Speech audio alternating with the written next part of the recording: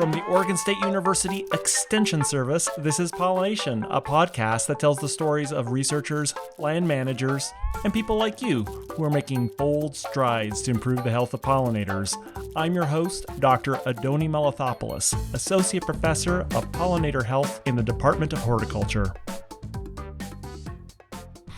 Late summer bloom in our pollinator gardens here in the Pacific Northwest is going full hog.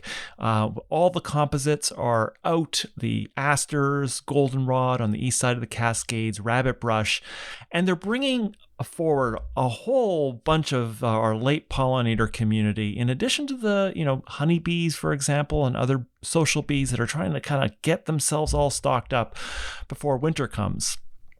I thought this would be a great opportunity to take stock of our gardens, and I've got a series of episodes coming up here in September that are going to feature gardens and garden initiatives to take your garden to the next step, because fall is a great time to get in perennials and shrubs, let them set down their roots before as the winter rains come in.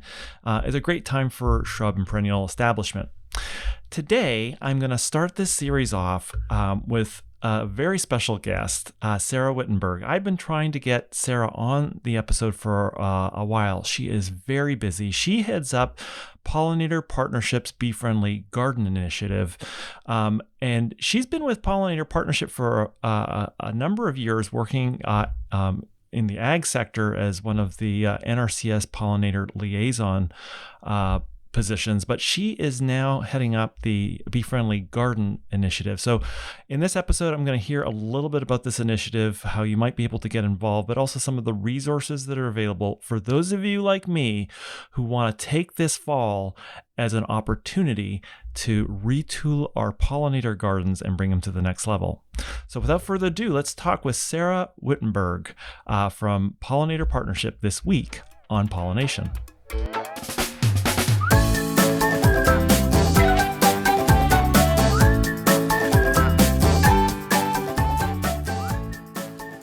Hey, Sarah, welcome to Pollination. Hey, Andoni, thanks for having me. I understand you're all the way down in Arkansas, all the way up in Oregon. How is it down there today? Actually, it's beautiful today. It's 73 degrees, dropped from a low like 99 for the past months. How are the gardens in Arkansas? The gardens are in their prime right now, so looking beautiful. Well, we want to talk about gardens today, and I specifically about an initiative from Pollinator Partnership, the Bee Friendly Gardens. And listeners will remember we had a previous episode with Miles Dakin talking about bee friendly farming, which was a great program to certify growers who go the extra mile to help pollinators. But clearly, there's also many people in their gardens who are doing stuff to help bees and butterflies and moths. Tell us, so you've got this program, which is geared specifically to gardeners. Tell us, what was the kind of impulse? Why did this program develop? Yeah, definitely. So we were getting a lot of interest from a lot of individuals who really wanted to be a part of what we were doing, but they weren't growing anything in a commercial setting. So we saw a niche and we wanted to plug these folks into the work that we are doing. That's the impetus behind Bee Friendly Gardening. So BFG is a membership-based program, a way to be part of a larger community of people trying to do the right thing for pollinators by creating habitat. You can make a big impact by implementing simple, positive, and incremental changes on your property. And when you show your neighbors and your community that you're supporting pollinators, you just might encourage them to do something too and create an exponential impact to your efforts. I want to point out the connection back to our bee friendly farming program that you mentioned. We all eat, and we all know that pollinators are imperative to our food supply. So bee friendly farming supports farmers who are making the effort to produce our food in a sustainable way. And we really want to draw that connection back to home gardeners as well. Basically, we can all do something on the scale at which we are working to be part of a concerted effort to better our planet. Whether you're planting milkweed for monarchs in your yard or installing a permanent hedgerow to provide bee habitat on your almond farm, basically we're all in this together and we can all support each other's actions. Oh, that's interesting. So it's the way in which bee-friendly gardening and bee-friendly farming are conceptualized in some ways is that there there's a kind of connection between them. Often, oftentimes I do think, the prevalent way of thinking about it is my garden is, bee habitat. Whatever goes on outside of city limits is kind of like, not. And the idea that you have some affinity or connection to an almond grower or a blueberry grower who's probably planting the same plants that you are. I mean, it's like, I'm looking behind your head and there's like an aster with an agaposmin bee on it. And it's kind of like especially here in Oregon, both farms that are doing bee friendly habitat and gardens are probably relying on our native asters here, our native purple asters are kind of going strong. Yeah, definitely. I mean, it's really all about scales, right? Whether you're growing blueberries in mass or whether you have two or three blueberry bushes out in your own yard and garden. Really, a lot of those practices can be the same. They can just be scaled up or scaled down. So we really do want to draw that connection between, what the farmers are doing to grow food for us, we can do right here at home, and we can all, do our part. I love the idea of scaling up or scaling down. And one might think, naturally, a garden is a simpler proposition than like a, big, but it isn't. Like getting, if you've had you bought a property recently, it's got turf, and you want to transition it into a pollinator, it is not a simple proposition. And I often see people who do it. I always love taking a walk on these warm summer nights, and you can just see what people are doing. And some people are really successful, but it's oftentimes that's the brilliance of a good garden. The kind of work and thought and preparation into it is invisible. It's just like, wow. So what? Tell us about like what are some of the challenges that you're talking to a lot of gardeners. What are they running into, and how does your program help them kind of get from lawn to that thing that you see on your summer evening stroll? Yeah, well, it is heartening to see the interest growing among the public to want to do something, to take action. But often, people just simply don't know where to begin. Yeah. And it may feel overwhelming. It may feel like, I'm not qualified, or I don't have the knowledge to take on the task of building a pollinator garden. Might just feel like too big of a project. So, my advice, although site prep and all of these nuances are very important, but sometimes you can get really just too caught up in that, and it can prohibit you from doing anything. So Yeah. my advice really is just to dive in. I mean, what's the worst that could happen, right? Maybe you don't see the beautiful gardens that you've just painted a picture for us of, but it'll come with time. I mean, you really can't mess up. Even if you plant purple coneflower in a pot, something is going to benefit from it. So if you plant an herb garden with parsley and dill, then you will likely host the black swallowtail caterpillar. So it can be as simple or as complicated as you like. My advice is just to start. I would say to start small, containers on a patio or a small plot of land in the corner of your yard. So just pick a spot, select some pollinator friendly plants, and plant them. And the cliche really is true. I think that if you plant it, they will come. I will warn you though that it is addictive, speaking from experience. Once you plant a few plants and you start to see the fruits of your labor, you will want to plant more. Hence the beautiful gardens that you are now painting the picture of. They will come. So I recommend, for those of you listening maybe who aren't sure what to plant, you can visit our website, which is a great resource and has lots of great resources on it, which is just pollinator.org. Check out our planting guides and our garden recipe cards. So the garden recipe cards are a great starting point. They're regional, so you'll want to find the one for your region. And it's just a guide on a few plants to use that will bloom from spring all the way through fall, and they'll get you started. And then, from there, because you will be addicted, if you want more, you can use our planting guides, and you just enter your zip code to get a curated list of plants for where you live. So you can add every year as you expand, you can add more plants to kind of fill out your garden. And one thing that my kids and I really enjoy doing are researching host plants. So certain butterfly larvae, for example, will only eat certain plants, and they require those plants in order to complete their life cycle.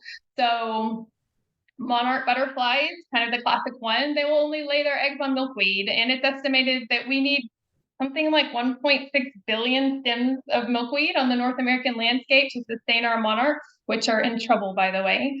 That's a lot of milkweed. And so we can all plant milkweed in our spaces to help reach that goal. We have 3 species here in our yard, but we also enjoy finding out what other host plants will support pollinators and adding those to our yard. And then if we plant it, they will come. They always seem to do. So we watch the caterpillars that end up utilizing those host plants. So we've added pipevine for the pipevine swallowtail. We've added spicebush for the spicebush swallowtail caterpillar, and purple passion flower for Gulf fritillary, just to name a few. So we really just hope that as you undertake this journey, that you will join us here at Bee Friendly Gardening and let us be a resource to you as you undergo the adventure of pollinator gardening. Well, I think that is great. I do think that is being able to have a palette, because you do start with certain plants, and then I think it is that kind of iterative process. You're like, oh, I'm going to pick up a book on butterfly host plants. It's like, oh, geez, if I just had, and now my ignorance of butterfly host plants comes through this, then I could start to see these things. I really love that idea.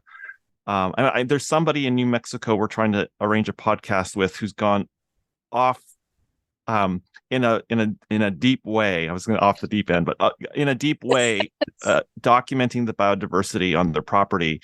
And I can see how it starts. It is this kind of it is one of those things that kind of like allows you to kind of move along. And I have not gardened that much in my life. I'm just starting to, and I started just the way you described, in containers, which was the simplest way.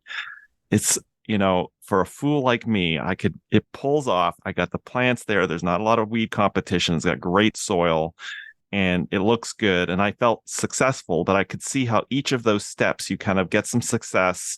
You learn a little bit more. You tear some plants out. You put new plants in. It's kind of this, and having a kind of roadmap where you can type your zip code in, and then you can see, okay, here are my options, and explore what could be more pleasant in your life. Yeah, you're so right. Like mentioning the host plants. I mean, now I'm getting my kids involved, and it becomes a game to some effect. I mean, milkweed was the segue to everything else for us. We started with milkweed for monarchs, and then it was like, well, sure enough, they showed up. So what else can we do? So Oh yeah. yeah, we picked up a book on native plants for pollinators, and we started matching up. Well, what could we get for these? And so we'd go buy a plant at the local native plant sale, and one thing led to another. And milkweed, and then I remember aster was another kind of intro plant for me, and it was just dripping with pollinators. And I thought, well, if I can do this, of course it wasn't blooming here in Arkansas until well into the summer. I thought, well, what can I add earlier in the year? So I started experimenting with other things, and it's definitely trial and error though, and you definitely learn along the way. I mean, I put a beautiful cardinal flower in the middle of my garden, not realizing it was a biennial, and 2 years later it had done its thing and it was gone, and then I had a hole, and so I had to figure out what am I going to put in its place. So it's always evolving, but that's the fun of it, I think. How long has bee friendly gardening been a thing? Bee friendly gardening has been a thing since 2020, and Okay. I have been at the helm for about a year now. So Okay. All right. So relatively new. But you probably are starting to run into some gardens of note. So tell us a little bit about some of the gardens that you've seen where, you see it and it's like, wow, like the my stroll kind of garden. Garden that come across my strolls. Well, I will say that we have beautiful photos submitted of people's bee-friendly gardens from all over the United States and Canada. And I am so lucky to be able to field these applications and be inspired on a daily basis as I get to see what people are doing for pollinators and get ideas for my own garden as they roll in. So, but in addition to backyard gardens, which constitute most of our membership, We also have some more public gardens. And so I always enjoy seeing these and seeing how people are, using gardening as a way to bring communities together and bring people together for a larger effort. So one example is the Woods Friendly Community Garden, which is in Charlotte, North Carolina, started by a husband and wife team who had a passion for gardening, and they wanted to turn that passion into a way to serve their community. So, by empowering people to grow their own fruits and vegetables, coupled with hosting gardening classes, they are helping to resolve food insecurity in their neighborhoods. They also are harvesting honey from their own beehives and using those berry bees to pollinate the crops that they're growing. So I love the concept of their motto: a beautiful garden is a work of heart. And when they applied, they submitted, a plethora of wonderful photographs showing lots of different people coming together in their garden to do this important work. So let me get And that that straight. They started. There was a community garden. They just kind of like took it on, started providing classes, um, providing technical support, and then I can see how that's a work of heart. Right. Isn't that a great motto? I mean, I love the Oh, concept man. of that. So yeah, and I wish I could paint a picture of the pictures, the photos that they submitted, because they really, it really was just very inspiring. So All right, tell it. We want to hear more. yeah. Another one, another community-based garden that stands out is Farm City Detroit. Is a project of the organization called Motor City Blight Busters. So their byline is revitalizing Detroit neighborhoods. And so the larger organization, which I gleaned all of this from their website, they rely upon community partners and volunteers to transform vacant properties into lively community spaces. So they demolish or convert unsuitable buildings into safe, affordable housing, for example. They provide lots of community programs, from health screenings to skills trainings to housing and veteran services. And then, most notably, as it relates to bee friendly gardening, is one of their initiatives, which is called Farm City Detroit. And so they took a row of 10 abandoned and dangerous properties and they turned them into a thriving community garden. And so from this garden, the locals can come and obtain food. So they have an orchard. The orchard obviously is going to produce food, but we also know that trees provide so many other benefits, whether it's shade and the reduction of urban island effects, absorbing carbon dioxide, reducing stormwater runoff, just to name a few. So some really cool things there going on in Detroit with that Farm City Detroit garden. And then one of our more recent ones was the Lake Superior Zoo in Minnesota has joined Bee Friendly Garden. So I guess, I would be remiss if I didn't take this opportunity to just let listeners know that pretty much anyone who isn't growing in a commercial agricultural setting is eligible to join us at Bee Friendly Gardening. So, and if you are growing in a commercial agricultural setting, then you can check out our Bee Friendly Farming program. So pretty much no matter who you are, we're going to have a spot for you here, and we hope that you'll come on over. But homeowners and backyard gardeners, of course, are welcome in our program, but it doesn't just stop there. You can not only, do it in your own space, but you can utilize those spaces that you're connected with in your community to bring those into the program too. So it can be school campuses, it can be churches, places of worship, botanical gardens, and city parks. So pretty much if you have a patch of land and you plant for pollinators, then we would love to have you. So we like to say anyone with influence over a patch of land can make a difference. Okay, so just to get this straight, so there's kind of like two parts to this. There are the resources that are available that Pollinator Partnership puts together, but the Bee Friendly Garden initiative is a way to, I guess, highlight that a garden is achieved kind of like a certain level of what do you have to do to become a Bee Friendly garden? Like, tell us the steps. You want to know the Or criteria? what's involved? Yeah, what's the criteria? Like what makes a bee? Maybe that's just a great way to put it as well. What makes a bee friendly garden? Yeah. So to become a bee friendly garden, you really need to provide or consider 3 different criteria. So you need to provide floral resources so that pollinators have, food. they need to bloom across seasons, so spring through fall, so that when they emerge in the spring all the way until they go dormant or migrate in the case of a monarch in the fall, they can find something to eat to sustain them. You need to provide nesting habitat because in order to complete their life cycle in your space, they need to be able to safely nest and have offspring. And then you need to reduce or preferably eliminate your chemical use, your pesticide use, so that they have a safe place in which to do this. So once you've met all three of those criteria, then you are eligible to join our program. Okay. And how do you sign up? How do you? Yep. So you go to How does our that? website, befriendlygardening.org, and there you will find the application link. There is a $20 annual membership fee. So you meet those three criteria and you pay the annual membership fee. And that just kind of, helps us to grow and develop the program, to expand our reach and therefore our impact, develop more habitat, which is why we're all doing this. So yeah, we really hope that if you're listening to this, then you already have this habitat, you will enroll today. But if you aspire to have a bee-friendly garden, maybe you don't yet, that's okay too. We don't want to lose you. So please bookmark our website, which once again, it's befriendlygardening.org. And then just, like I said, just get started, just dive in, use the resources available to you at pollinator.org and bookmark befriendlygardening.org, and then come back once you have your plants in the ground and join. So I guess that's the thing so let's say you're kind of starting out, you're not ready to kind of like, it's like you've kind of got to a level because you're going to have certain standards. What are the standards? Like how do what you, yeah, go ahead. Get more into detail about like what you need to do. So it has to be, you have to have bloom across multiple.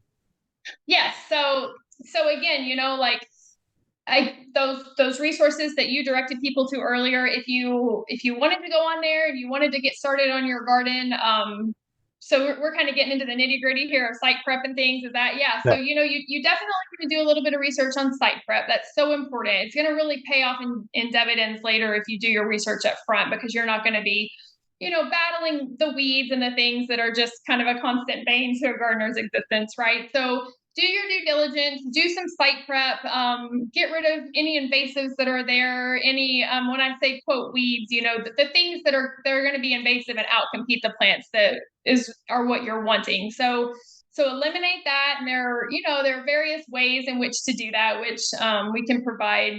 You can dig into our website a little bit and kind of decide your approach to that. But once your site is prepped, and you've selected your plants, you're going to want to do a little consideration of things like, light level, wherever you're going to put your garden. Pollinator plants usually like sunny spots, so you're probably not going to want to put it, under a bunch of shade trees. So you really want kind of a sunny patch to get started. Remove the soil. You can start with seeds, although there are different considerations for if you sow seeds or you start with, actual plants like plugs.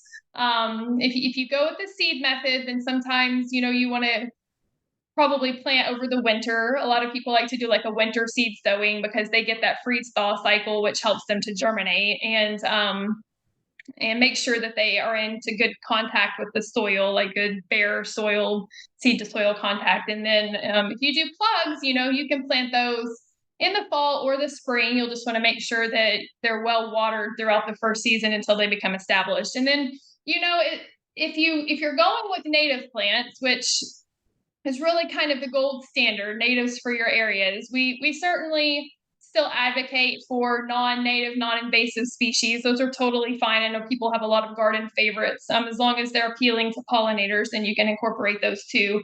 But just sometimes you can be aware that the native plants, sometimes because they're native to your area, they're well adapted to the site conditions already, then they may require a little less care from you in the long run, although you're going to want to water them until they're established. My gardens, once I got them going through the first year, I do nothing. They just kind of go on their own. So there is that nice added benefit for the native perennials, is it's plant them and then to some extent after the first year kind of forget them and let them go. You have to maintain through weeding and things like that. Yeah, so there's not a requirement to be all native plants. I know, for example, I've got a lot of Midwestern natives as this time of year, just in terms of composites, and they are water wise, deep rooted. I have all sorts of wild bees going to them, but they're just add some color, but they're not from here. But that's not, you don't, you're not disqualified if you have some plants that are not from your region. Nope, nope. Native plants Okay. are not a requirement. It is something to strive for, but we really just caution against the invasives. The things that have become problematic in our environment. We don't want to condone that we're adding those into your space. What if you have, I guess here's another question for certification. What if you have like do have a pest problem? Like, let's say right now we have Oregon is facing emerald ash borers coming through, and some homeowners may not be able to take a tree out and they have to treat the tree. Or are there any restrictions on that if you sort of do it responsibly? So again, we really, we don't want to advocate for an all or nothing approach, and we don't want to Yep. alienate anyone. We want to do better. We want to take our spaces and we want to do better than what we're already doing. So as long as we're moving the needle in that direction, then that's really what we're focusing on. And that's one of our goals, is to get the educational resources out there to help people to do that, to make those better choices, right? So that's why we say reduce or eliminate chemical use. I mean, again, elimination would be the goal, but if you're moving the needle towards the reduction part of things, Yeah, then yeah. you're I agree still, with this. Yeah, yeah. yeah. So if you're going to use a chemical for maybe a very targeted approach, again, chemicals in and of themselves aren't necessarily bad. There's a place for them, right? But we think that sometimes, especially in the home garden, they may be used. There's definitely overuse of chemicals, and then like the Oh, for idea of the sure. prophylactic use of chemicals, maybe hiring a company to just come in and spray on a very regular basis so that you have the lawn monoculture is not necessarily what we're advocating for. But that doesn't mean that there might not be very targeted uses for chemicals in a situation like you propose, where you have a significant pest problem, and maybe to move that needle towards the more native habitat that you're going for, you might have to remove a pest in that process. So just being very mindful of your chemical use, very intentional, always reading label directions, applying when pollinators aren't active so that, you're minimizing their contact with it. Integrated pest management is really the direction that we go. So, And I remember talking with Miles about bee friendly farming, same thing, integrated pest management. I really agree with that. I think that is, one of the things that we advocate here in Oregon. Sometimes in gardens, I think people can't recognize, is that an abiotic problem or is it a disease? And, first step is calling the master gardeners with some, you can go to Ask Extension. Here's my problem. And oftentimes, you know, a pesticide will not solve that problem, or it's just like that plant should go.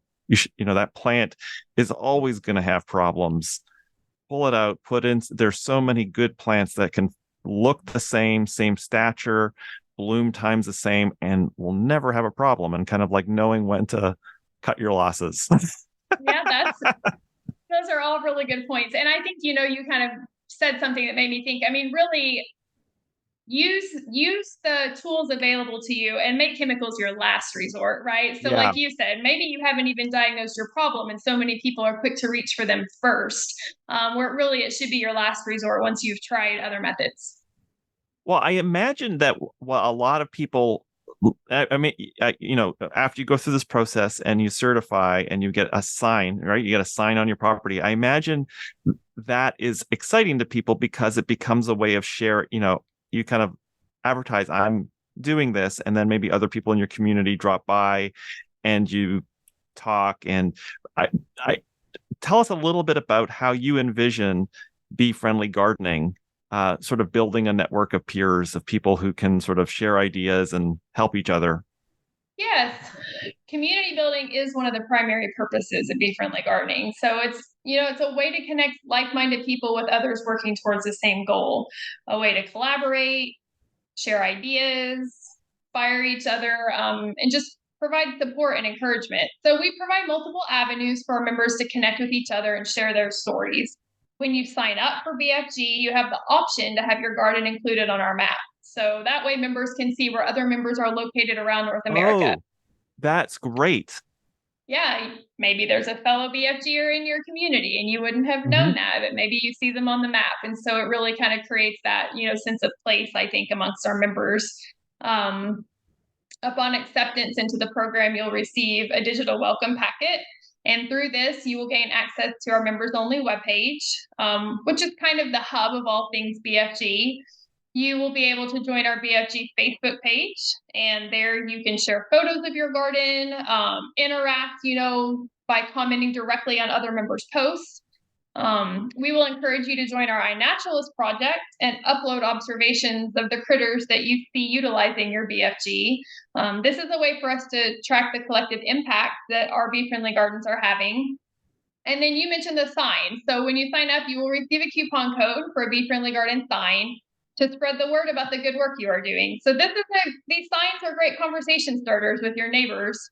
Get the conversation started, and who knows, maybe convert your neighbor over to doing their own backyard pollinator habitat. So you will receive a monthly newsletter, and via the website, you'll have access to all the past newsletters too. There's an archive on there, so you can go back, and read through those at your leisure.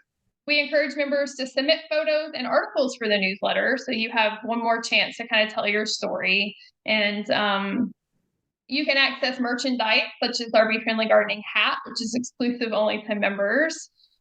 We have webinars posted on the member page on topics such as habitat creation, like we were just referring to. So if you wanted a more in-depth how-to, we have, kind of a technical habitat creation series on there. You could watch some webinars on that and learn how to. That's great.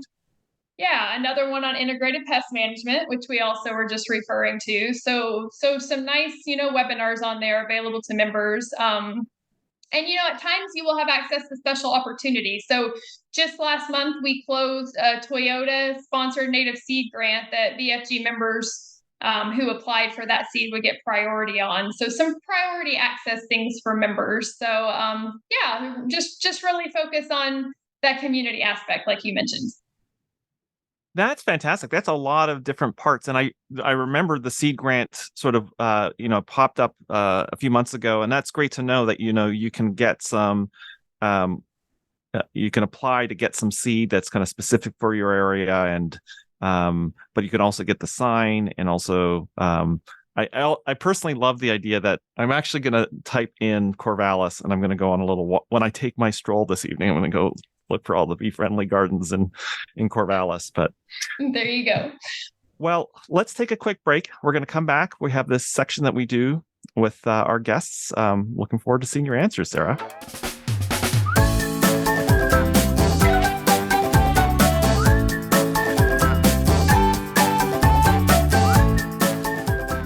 Okay, we are back. So, book recommendations. Sarah, what do you have as a recommendation that you want people to read? Okay, so I struggled with this one a little bit. I decided in the end not to give you a pollinator specific book, but instead I went with one that I thought was just such a foundational book for understanding ecosystems and ecology. I think anyone interested in the natural world should read it. It was one of the first books that I read when I, was in college, formally training to become a biologist, and it's a Sand County Almanac. Oh, fantastic. Which is Aldo Leopold, right? That's it. Yeah. So I've never read it. So tell us tell us a little bit about why. It's just, gosh, where do I begin? It's so fantastic. It's his journey of taking his own farm in Wisconsin and converting it into, everything that we all are striving for, I guess, right? So I just found it so inspirational to see, the tenets that he used and the struggles that he had. And yeah, you definitely should read it. Fantastic. Well, thank you for putting that on my reading list and on everybody else's reading list. I guess the next question I have for you is, do you have a go-to tool for, for being a bee-friendly garden coordinator, or maybe just a gardening tool, or what's your go-to tool? Yeah, well, this is probably going to seem a little stale, but I really just have to highlight those eco-regional planting guides again, because in my job, the two questions that I always get are, what should I plant? And then now where do I go get those plants? And I don't have necessarily an easy answer for part two because it's so regionally specific, but what to plant is easy by going to our planting guide. So like I said, again, if you go to pollinator.org, you go up to that resources tab, you find our planting guides. It's as easy as just putting in your zip code and you get this plant list that's tailored to your region. So it's really hard to beat the ease of that. That is great. And it's nice to have something very specific. Sometimes those guides are just, too broad. And it's nice to have something that kind of like considers how that there must be a lot to have so many guides. There must be like a constant effort to like research these things and go through them. I imagine it took a decade of work. It was a big task, and there were lots of different people and partners involved in putting that together. Well, great. So we've got your go-to tool, and the last question, which everybody's like squirms to try and like answer, is your favorite pollinator species, especially when when it comes to P2, it's all pollinators. So you can't do what I do and just like figure out a bee. It's got to go like the whole round. So what's your favorite? So let's see your favorites. Favorites, plural, right? Well, as an ornithologist, I would have to I gave you a loophole. What the heck? Right? I would have to say hummingbird. So many people think pollinators and they think insects, right? But pollinators are such a diverse group. So other than insects, of course, like I already mentioned, there's birds. And did you know that there are actually like 2,000 species of pollinating birds in the world, not just hummingbirds, and things like sunbirds and I didn't know that. lorikeets. So yeah, so I just think, I don't know, I kind of like to veer, I guess, away from the norm. There's mammals. The ruffed lemur actually is the world's largest pollinator in Madagascar. It climbs up in these palms like 40 feet above the forest canopy and rips them apart, and it pollinates in the process. And then wow. Yeah, there's this little tiny honey possum in Australia that's only like 3 inches long, and it eats parts of the eucalyptus flower. So, and bats, of course. Everybody probably, if you said, what is a mammal that pollinates, would think of bats. And they say bats. Yeah.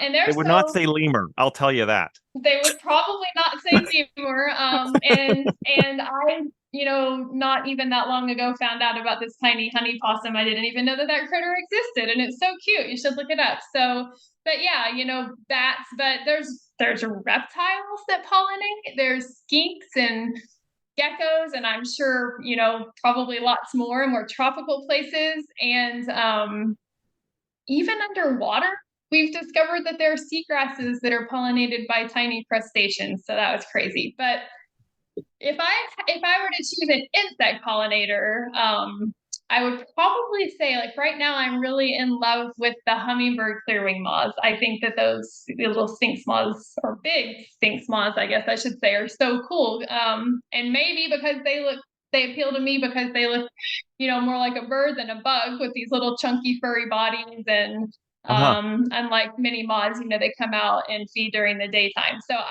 it's just always a thrill when I see one of them. I think they're so cool. I remember I think it seems strongly associated for those of the Oregon listeners on Wax Current. There's one that you see, and I remember seeing it. It's just like, wow, that is the craziest looking bee. I can't place it in any general. What is this thing? And that was what it was. Well, I'm so glad I gave you liberties with this answer, because you really took it in a place that was wonderful. And it's been a wonderful conversation. I'm so glad to hear about Bee Friendly Gardens and how things are, how it's all pulled together. And I think for many of our listeners, this is probably, a resource that they've been looking for. I hope so. Thank you so much for having me. I really enjoyed it. Take care. Thank you. Bye-bye. Thank you so much for listening. Show notes with links from each episode are available at the website pollinationpodcast.oregonstate.edu. I also love hearing from you, and there's a form at the website where you can pop in and say hello and give me feedback. If you want to support the show, remember to leave a rating on iTunes, Spotify, or whatever podcast mothership you use. And finally, if you have the means and you want to help support my lab's effort to document bee biodiversity in Oregon, visit OregonBeeAtlas.org and follow down to the donate button where you can make a tax-deductible donation to the Jerry and Judith Paul Native Pollinator Endowment. Every little bit helps. See you next episode.